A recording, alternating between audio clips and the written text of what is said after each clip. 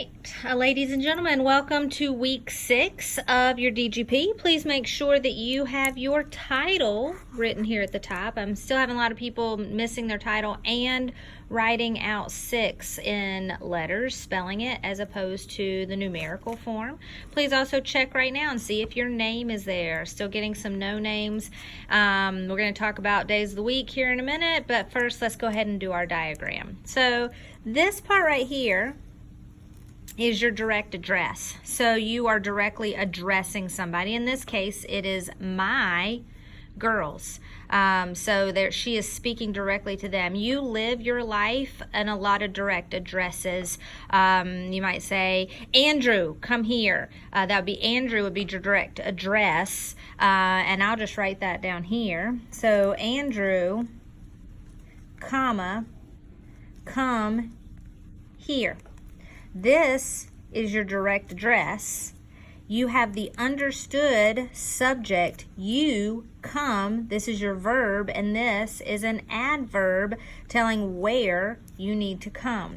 You spend a lot of your life in direct addresses right now because you get a lot of directions, whether it's teachers, coaches, parents. So there's your direct address example, just a little simple version. And so you have your direct address up here. Of course, we have our subject here that we named. And then we have a little bit of a tricky thing. If you remember, this is a verb phrase. So you have your helping verb and your main verb here as your verb phrase. And then you have your direct object. So your direct object always goes in this spot. Notice down here we have 2 prepositional phrases, except I've done something not quite right. Instead of this having a little tail, it should not. Because this is how you indicate you have an indirect object. So indirect objects can be turned into prepositional phrases. That's why it looks similar, but notice this one has a tail and this one does not. So this is that part where who are you going to give your breakfast to?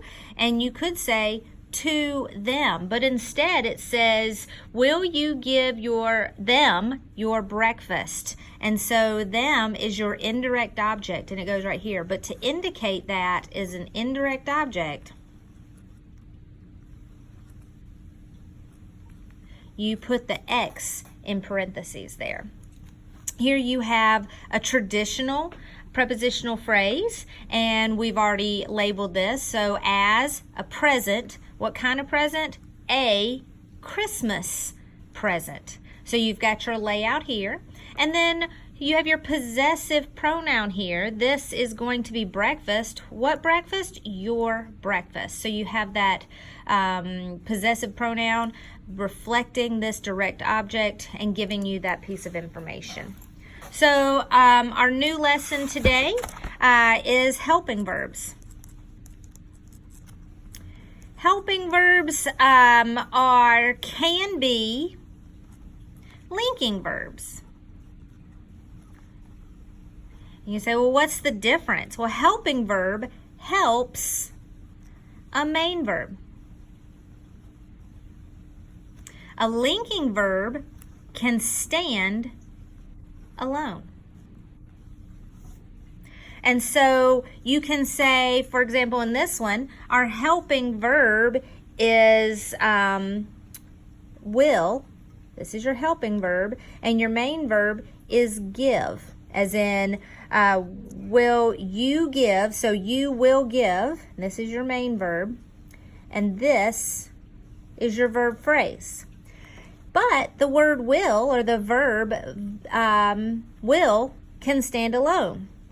You can say, I will. And you can just, that is your sentence. And now this is your main verb, and many times it links to something else. I will, let me think if I can't think of an example right off the top of my head that doesn't make it a helping verb, because I will ask, I will give, I will attend. So I need to do better and think of some better examples ahead of time. So my apologies to you. Thank you for your patience. We also need to talk about the word Wednesday. So we have Wednesday as one way to do it, or you can do WEDNESDAY.